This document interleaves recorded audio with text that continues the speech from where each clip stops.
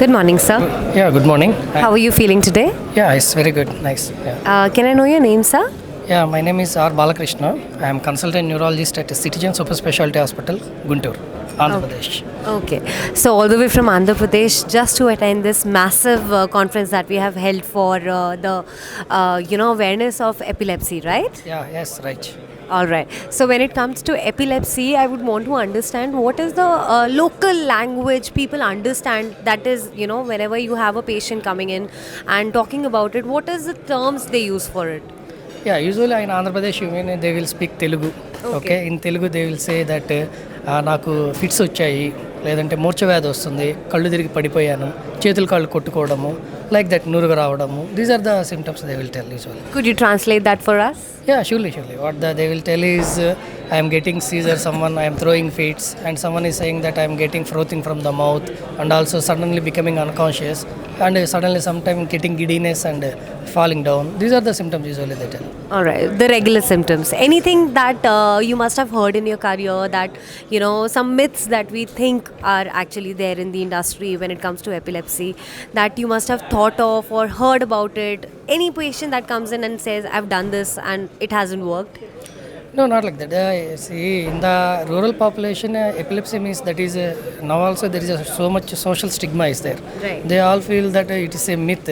Epilepsy, they will tell that simply I am just getting just due to BP is down. That's why I am falling down. Otherwise, I am just having some giddiness.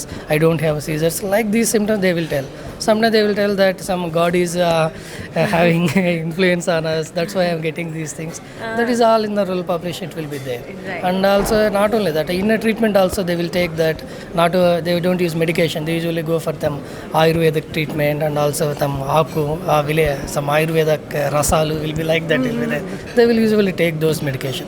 So those are the myths we should be avoided by increasing awareness and some counseling or maintaining awareness campaigns. Those are the things we can do.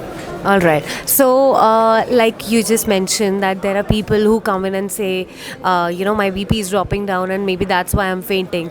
But can it be a possibility wherein these symptoms could actually be misunderstood as some other disease or some other disorder? Yeah, that's truly because so many young population, especially women who is in the mid 20s, they will have their BP will be in the lower side. Right. It may be 70s, 80s. Sometimes lowering the BP also, they will have faintness and giddiness and falling down. So then only we are having that. We can do EEG like tests. There will be some tests to diagnose epilepsy, like doing a CT scan or MRI or doing one EEG. Then if you find out there are EEG showing any discharges within the brain or any CT or MRI is abnormal, then we can say that she is having seizures. If it is normal, then we can say comfortably that she is having a simple lowering of the BP, maybe a small syncopal attack like that. Okay. Also, sir, a lot of people, they get scared of coming to the doctor. In the industry wherein they still are suffering from such diseases, such disorders which are actually very vulnerable at one given point of time. So for those who are not visiting the doctor and are taking care of themselves by their own, what are the message you want to convey to them? Yeah, see, there is so much prevalence of epilepsy. There is no need to panic about that. So as per the records, you can see that every 1,000 there are almost 4 to 5 patients are there suffering from epilepsy. So whenever you feel epilepsy, no need to shy. You go to your doctor who is nearby, a neurologist or something, or any physician nearby you. You can go. You can go there and you can have tests, or you can say what are you feeling, what are the symptoms you are getting. So then they will know that we are having which syndrome or what is the type of epilepsy, and they can advise you medication. By using regular medication for usually from 2 to 3 years, so many of them they will get rid of these seizures. So please get rid of those stigma.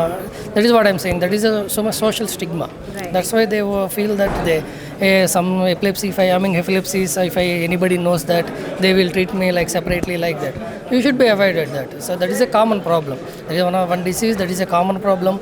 You can you can openly discuss with if your children are there, you can discuss with parents, or you can discuss with your neighbors, and you can consult a doctor, and you can get treatment, and you can be cured of that. Okay, just one small question. So a lot of people, like I just mentioned, they don't visit doctor. But is it possible that they can treat themselves at their house without consulting a doctor? Can that be curable even then? No, how it is possible? They don't know what is that. How can they know the medication? They don't know. It's not at all possible. So only with medication only they can be cured. Self treatment is not a common treatment for epilepsy. Okay, it's not at all possible. That is. So, for the audience who's watching us right now, if you're having any such symptom, the doctors, they are the actual professional doctors dealing on epilepsy. It is an advice that you need to consult a doctor if you're feeling any symptoms of it. Is that what you're saying, sir? Yes, yeah, that's true. Okay. Thank you so much for your words, sir. Really means a lot. Thank you, sir.